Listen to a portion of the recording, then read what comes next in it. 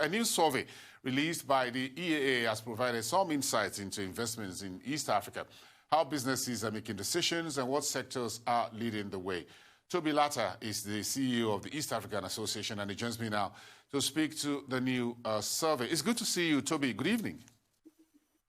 Good evening to you, Bosun. How are you? Thank you. I'm good. So let's talk money, investments. They're speaking to those investment opportunities and risks within the East African region. What are the key findings of this new survey that you put together?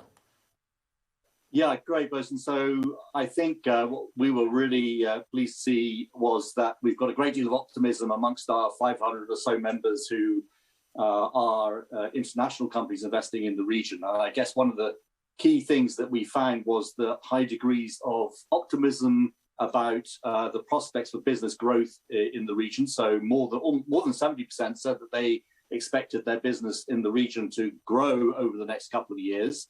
And almost 60% said that they expected their business to increase investment in the region. And given everything that's been going on in terms of COVID, in terms of instability in some parts of the region, I guess we weren't necessarily expecting to see that high degree of optimism. And secondly, I think we were really impressed by the range of opportunities that we saw coming out, that people see in the region, as well as some of the risks, of course. Well, which countries in the East African region or East African community are getting the lion's share of investments, and why?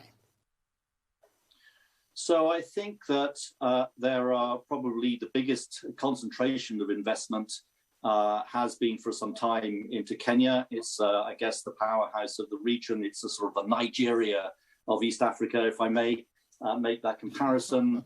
It has wide-ranging opportunities in manufacturing, in financial services. It's got a burgeoning technology sector.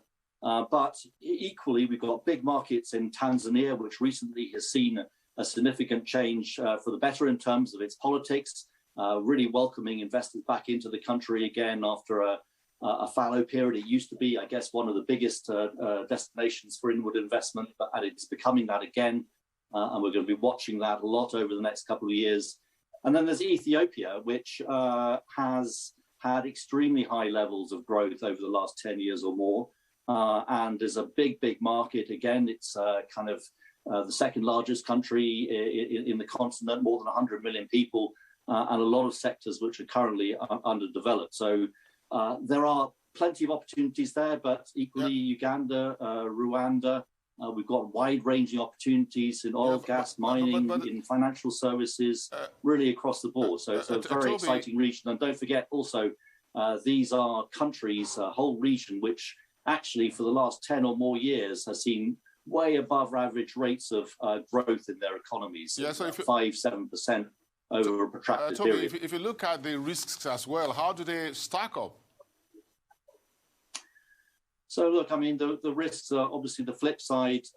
We do see a perception anyway of high degrees of political risk in the region, political instability and its bedfellow security.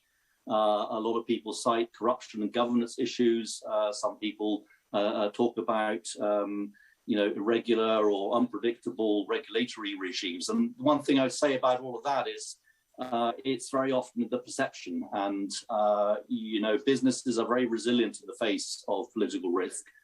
These are issues that can be managed. And let's not forget where has been the biggest political risk of the world in recent years. It's not been in East Africa or Africa generally. It's been in the United States and Britain. So we need to take on board the risks that there are and manage them. And certainly the corruption and governance risks that people talk about a lot are ones that you can definitely do something about. And East Africa is no different. These are risks that can be identified and managed appropriately and entirely possible to do business with integrity in the region. Oh, okay. Thank you so much, Toby, for speaking with us. Toby Latta, the CEO at Eastern African Association. We'll keep in touch with your reports. If you have another one on the street, let us know. And of course, if you're making money in East Africa, let us know. If you're stepping into West Africa, let us know as well. Let me be the first to know. Thank you very much. Have a great weekend. Have a good evening. Thank you very much.